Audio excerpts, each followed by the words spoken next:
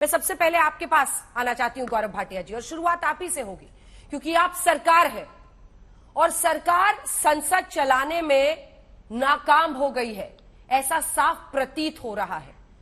हम लोग अलग अलग जगहों पर तो बहस कर ले रहे हैं टीवी पर, लेकिन देश की संसद में बहस नहीं हो रही है। ना मणिपुर पर हो पा रही है, ना हरियाणा से जुड़े हुए सवाल उठ पा रहे हैं, ना देश के किसी अन्य हिस्से के सवाल उठ पा रहे हैं। किसकी गर्दन पकड़े जनता? गौरव जी। अंजना जी, सबसे पहले तो ये कहूंगा, जनता ने तो गर्दन पकड़ी ही है इनकी। जो विपक्षी दल हैं, अराजक हैं, इनको चिंता है रूल की और हमें चिंता है महिलाओं की अस्मिता की। अंजना जी, मैं तो ये पूछना चाहता हूं कि अगर आपको कोई मुद्दा उठाना है तो मुद्दा उठाने के लिए पुरजोर तरीके से तो 10 मिनट भी बहुत होते हैं, और इनको तो 2.5 घंटा मिलता। लेकिन उसके बावजूद ये लगे रहे कि नहीं, रूल 267 में ही चर्चा करेंगे। ये पूछा नहीं जाएगा कि महिला अस्मिता की अगर आपको इतनी चिंता है तो आप रूल खेलेंगे या बात करेंगे जो मुख्य मुद्दा है। दूसरी बात, अब याद करिए, गृह मंत्री अमित शाह जी ने पत्र लिख के विनती करी, कहा दलगत राजनीति से ऊपर उठो, एक सकारात्मक चर्चा हो जाए। और जवाब क्या आया खड़गे जी का? उन्होंने कहा पहले देश के प्रधानमंत्री बोले, उसके बाद चर्चा हो। क्या हमारी संसदीय प्रणाली में ऐसा होता है? अंजना जी, उत्तर है नहीं। और आज अधीर रंजन चौधरी जी का जो वक्तव्य आया है, उन्होंने खुद कह दिया 3 प्रमुख बातें। सबसे पहले उन्होंने कहा कांग्रेस पार्टी में अकेले दम ही नहीं बचा है कि वो भाजपा की टक्कर करे। तो मैं भी कहूंगा यही बात तो हम भी कहते थे, अब तो सत्य बाहर आ गया। दूसरा, उन्होंने कहा कांग्रेस पार्टी एक छोटी मछली है, छोटी मछली बड़ी मछली की कैसे तुलना हो सकती है। तो मैं इतना कहूंगा इनके लिए, आपको याद होगा एक पोएम होती थी, मछली जल की रानी है, तो इनके लिए थोड़ा संशोधित करके है, मछली जल की रानी है, जीवन उसका भ्रष्टाचारी पानी है, ईडी हाथ लगाएगी तो डर जाएगी, इकोसिस्टम से बाहर निकालोगे तो मर जाएगी। यही कांग्रेस पार्टी का हाल है। और तीसरी बड़ी बात उन्होंने कहा, मेरी मजबूरी है, कांग्रेस पार्टी की मजबूरी है, क्योंकि नरेंद्र मोदी जी और अमित शाह जी को हम हरा नहीं सकते हैं। अब आप मुझे बताइए, ये लोग बता रहे हैं कि इनकी मजबूरी है और जनता कह रही है नरेंद्र मोदी जी जरूरी है। चर्चा तो होगी, नो कॉन्फिडेंस मोशन लाए हैं ना, जवाब मिलेगा। और मैं इतना ही कहूंगा, जब 8 और 10 तारीख जो मीडिया दिखा रहा है, चर्चा होगी और शेर दहाड़ेगा, तो ये चूहे अभी से चालू हो गए हैं बहानेबाजी करने में कि प्रधानमंत्री जी अंत में क्यों बोल रहे हैं। अरे बात मुद्दों पे होनी चाहिए। संसद के पटल से एक आवाज जानी चाहिए थी कि मणिपुर की जनता के साथ चाहे सत्तारूढ़ पक्ष हो चाहे विपक्ष हो, एक साथ कंधे से कंधा मिला के खड़ा है। लेकिन इनकी घटिया हल्की राजनीति अभी भी दिखाई दे रही है। ठीक है गौरव जी। सुप्रिया जी, क्या नियमों में उलझाकर विपक्ष ने देश की संसद में बहस नहीं होने दी? 10 दिन में 9 घंटे काम हुआ है सिर्फ लोकसभा में। सुप्रिया श्रीनेय जी, मेरा सवाल आपसे ये है कि क्या इन नियमों में आपने उलझाया और खुद गठबंधन उलझनों में है? क्योंकि अधीर रंजन चौधरी कह रहे हैं कि ये मजबूरियां हैं कि ये गठबंधन करना पड़ा।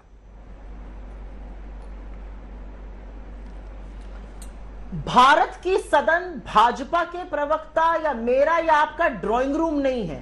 भारत का सदन संविधान से चलता है, कानून से चलता है, नियम से चलता है, और हर चर्चा के लिए एक नियम बना हुआ है। 3 महीने से इस देश का एक हिस्सा जल रहा है, जहां पर औरतें और बच्चे आज भी झुलस रहे हैं, जहां पर खुले आम सोफिस्टिकेटेड हथियार लेकर लोग चल रहे हैं।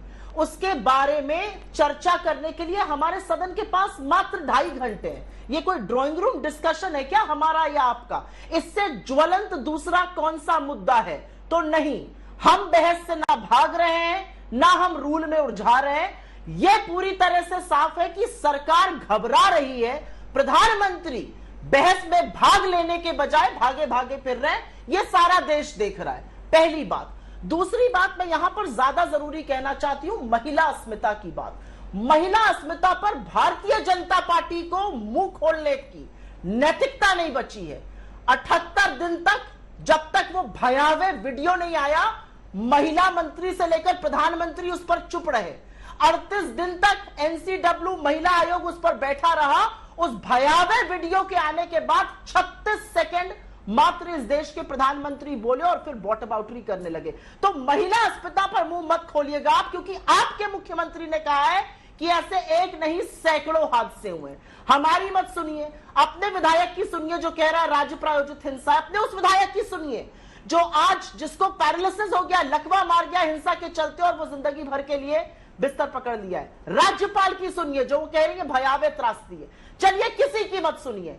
इस देश के सुप्रीम कोर्ट ने तो आईना दिखाया है और साफ तौर से कहा है कि पूरी तरह से कानून व्यवस्था ध्वस्त है, स्थिति नियंत्रण में नहीं है। क्या कर रही है सरकार? 2 महीने लग गए एफआईआर की गिरफ्तारी में। महिला अस्मिता की बात करिएगा, पहली गिरफ्तारी 78 दिन बाद वीडियो सामने आने की हुई है। आप महिला अस्मिता पर बोलिएगा प्लीज। इस तरह का मखौल महिलाओं का मत उड़ाइए। और मैं अंत में एक बात कह देना चाहती हूं और यह बात कहनी जरूरी है अंजना जी, आप रूल के तहत बहस नहीं करिएगा। प्रधानमंत्री इस देश के क्यों चुने गए हैं? अमेरिका और फ्रांस जाके वहां के राष्ट्राध्यक्षों को गले लगाने के लिए, मैं जानना चाहती हूं, या गिफ्ट बांटने के लिए? प्रधानमंत्री का आज कर्तव्य है कि सबसे ज्वलंत मुद्दे पर भारत के सदन में आए और बात करें। आप बहस से भाग रहे हैं। 68-60 सांसद रोज 267 नियम के तहत बहस चाह रहे हैं, क्यों नहीं सीट बहस करने दे रही है? इसका कोई जवाब है भारतीय जनता पार्टी के पास? प्रियंका जी, विपक्षी गठबंधन को मजबूरी कहना अधीर रंजन चौधरी की तरफ से क्या सही है? दूसरी तरफ जो प्रश्न इस देश की संसद के चलने का है, ये 10 दिन तो ऐसे ही निकल गए। अब हम माने कि बस 8, 9, 10 अगस्त जब अविश्वास प्रस्ताव पर वोटिंग होगी तभी विपक्ष इंटरेस्टेड है कि संसद में काम हो, वरना उसका इंटरेस्ट खत्म हो जाता है। दोनों प्रश्नों पर आपका जवाब। तो सबसे पहले तो बार बार अधीर रंजन चौधरी की, उन्होंने बार बार कहा है उनकी हिंदी थोड़ी कमजोर है, उनके स्टेटमेंट को पूरा एक डिबेट बना देना मैं उसको सही नहीं मानती हूं। वैसे ही उन्होंने एक राष्ट्रपति के लिए एक अलग शब्द इस्तेमाल कर लिया था, तो हमने देखा था कैसे महिला और बाल विकास मंत्री चीख चीख कर गला फाड़कर उन्होंने ट्राइबल प्रेसिडेंट की बात कही थी, महिला ट्राइबल प्रेसिडेंट। और आज वो मणिपुर पे जो चुप्पी बांधी बैठी हैं वो देश देख रहा है, और जब चीखती हैं चिल्लाती हैं जवाब के बदले तो बोलती हैं कि राजस्थान देखिए, वेस्ट बंगाल देखिए। तो महिला और बाल विकास मंत्री पूरे देश की हैं, सिर्फ उन्हीं राज्यों की नहीं है जहां पे भारतीय जनता पार्टी की सरकार नहीं है। सबसे पहले बात ये तो विपक्ष मजबूत है, मजबूर है, वो उसका मैं जवाब नहीं देना चाहूंगी, क्योंकि अगर आप 26 पार्टियों का गठबंधन देखेंगे, 26 पार्टियों का वोट शेयर अगर लोकसभा इलेक्शन में देखेंगे तो ये 38 पार्टियों के अलायंस से तो ज्यादा ही है। वो कन्वर्ट सीट्स में कितना होता है वो बात अलग है, पर वोट शेयर अगर आप देखेंगे तो हम ज्यादा मजबूत हैं, और हम सबका आना इसलिए ज्यादा इंपॉर्टेंट है क्योंकि प्रजातंत्र के उसूलों का और कॉन्स्टिट्यूशनल वैल्यूज का हमें सम्मान करते हुए उसको आगे बढ़ाना है देश को। अब रही बात 8 और 10 अगस्त की, नो कॉन्फिडेंस मोशन तब एक्सेप्ट किया जाता है जब 50 से ज्यादा एमपीज उस पर सिग्नेचर दे देते हैं, और जब no confidence motion speaker accept कर लेते हैं उसके बाद कोई भी लेजिस्लेटिव बिजनेस या इंपॉर्टेंट बिल्स पास नहीं हो सकते हैं। पर इस मर्यादा को भी खत्म कर ये कॉन्स्टिट्यूशनल प्रोसेस को भी खत्म कर इन लोगों ने हड़बड़ी में दिन ब दिन every single day bills pass किए हैं, डिस्कशन भी नहीं होने दिया है। सबसे पहले जब नो कॉन्फिडेंस मोशन एक गवर्नमेंट के खिलाफ मूव किया हुआ है, how can government pass bills? That is part 1। हम चाह रहे हैं चर्चा हो, हम चाह रहे हैं देश के प्रधानमंत्री, दुनिया की सारी आप डेमोक्रेटिक कंट्रीज में देख लीजिए, देश के प्रधानमंत्री, उनके चुने हुए प्रधानमंत्री आकर पार्लियामेंट में ही जवाब देते हैं। ये हमारे पहले देश के प्रधानमंत्री हैं जो पार्लियामेंट प्रीमाइसेस में तो जवाब देंगे, पर ना राज्यसभा में आएंगे ना लोकसभा में आएंगे। ये किस परंपरा का पालन हो रहा है? ये कौन सी कॉन्स्टिट्यूशनल डेमोक्रेसी फॉलो कर रहे हैं? ये कौन सी पार्लियामेंट्री डेमोक्रेसी का पालन हो रहा है? तो हम उनकी जिम्मेदारी उनको याद दिला रहे हैं। 267 नोटिस इतिहास में पहली बार हुआ है कि 68 से ज्यादा एमपीज ने राज्यसभा में ये मांग की है कि 267 के अंतर्गत बहस हो। खुद चेयरमैन ने माना है रेयरेस्ट ऑफ रेयर केसेस में, तो क्या ये रेयरेस्ट ऑफ रेयर केस नहीं है? 92 डेज हो गए हैं हिंसा हुए, कोई कैबिनेट मिनिस्टर वहां पर नहीं पहुंचा है, प्राइम मिनिस्टर ने अपनी चुप्पी तोड़ी है 30 सेकंड के लिए, वो चर्चा होने नहीं देना चाह रहे विस्तार से, और वो महिलाओं पे जो जघन्य अपराध हैं वो महिलाएं खुद अपनी स्टेट गवर्नमेंट पे भरोसा नहीं कर रही हैं, वो सुप्रीम कोर्ट गई हैं और सुप्रीम कोर्ट ने क्या क्या टिप्पणी दी है वो हम सब, अरे गृह मंत्री, अच्छा अब तो फिर अच्छा हुआ आपने याद दिलाया, 4 मई को इन महिलाओं के साथ ये जघन्य अपराध होता है, 18 मई को ये एफआईआर दर्ज होता है। हमारे देश के गृह मंत्री 29 मई को वहां का दौरा करते हैं। क्या उनको नहीं पता था इन महिलाओं के साथ क्या हुआ है? और अगर उनको नहीं पता था तो क्या चीफ मिनिस्टर की जिम्मेदारी नहीं, जवाबदेही नहीं तय होनी चाहिए? और अगर इनको पता था तो क्या वो इस दिन का इंतजार कर रहे थे कि जब वीडियो वायरल होगा तभी हम लोगों को अरेस्ट करेंगे? तो आप ये गृह मंत्री का ये कॉस्मेटिक उनकी विजिट थी, उस पर आप मुझे ध्यान दिलाने की कोशिश ना करिए। मुझे आप ये बताइए, देश के प्रधानमंत्री गए, देश की महिला और बाल विकास मंत्री वहां पे गई, देश की एनसीडब्ल्यू कब चेयरपर्सन कब गई हैं? वो तब गई हैं जब वहां पर पूरा बवाल मच गया था। उन्होंने कोई संज्ञान लिया था एनसीडब्ल्यू के सामने? इतनी रिटन कंप्लेंट्स आई थी। So let's not get into that. What about him in our pardon, please? The fact of the matter is, government of India has failed Manipur. महुआ जी, कैसे काम होगा संसद में? ये तो दुख की बात है ना अंततः कि 10 दिन में सिर्फ 9 घंटे काम हो, और जो परिस्थिति दिख रही है वो बहुत अच्छी नहीं दिख रही है। मतलब जैसे हरियाणा का ही मुद्दा है, ये तमाम मुद्दे उठते लेकिन संसद ठप है। अब कल तक के लिए स्थगित है। रोज यही होता है, शुरू होते ही संसद ठप हो जाती है। देखिए, विपक्ष की एक छोटी सी मांग थी कि माननीय प्रधानमंत्री जी, जो इस देश के मुखिया हैं, जिस पर पूरा देश भरोसा करता है, वो आकर अपनी बात रखे। ये ऐसी कौन सी बड़ी मांग थी? वो उनको तो आना ही था सदन में जब मॉनसून सत्र आरंभ हुआ। अब देखिए, इतने सारे दिन हो गए, अभी तक एक बार भी वो आकर अपनी बात नहीं रखे।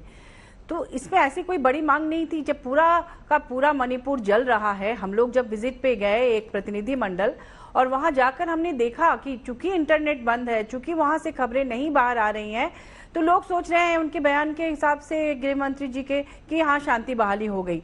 लेकिन वीडियो आने के बाद तो पता चला, हम लोग भी गए, वहां जाकर हमने देखा कि वो कैंप्स में रह रहे हैं। अगर मैतेई भी रह रहे हैं, कुकीज भी रह रहे हैं, वो अपने गांव में नहीं जा पा रहे हैं क्योंकि वहां घर अभी भी जलाए जा रहे हैं। वो अपने खेतों में काम नहीं कर पा रहे क्योंकि वहां गोलियां चल रही हैं, बम गिराए जा रहे हैं। तो आप कितने दिन तक उनको जेल में कैद करके रखेंगे? 3 महीने हो गए, वहां के लोग वो सांस नहीं ले पा रहे हैं। वहाँ ऐसी विषम परिस्थिति है कि जो प्रेग्नेंट लेडीज हैं, वो जब बच्चा जनती हैं तो उनको कोई प्राइवेसी नहीं है। अभी मॉनसून में आप जानते हैं कितनी तरह की संक्रामक बीमारियां होती हैं। कोई एक संक्रमित होता है तो सब लोग संक्रमित होते हैं। टॉयलेट्स नहीं है, क्योंकि सरकारी बिल्डिंग्स की क्या हालत होती है आप जानते ही हैं।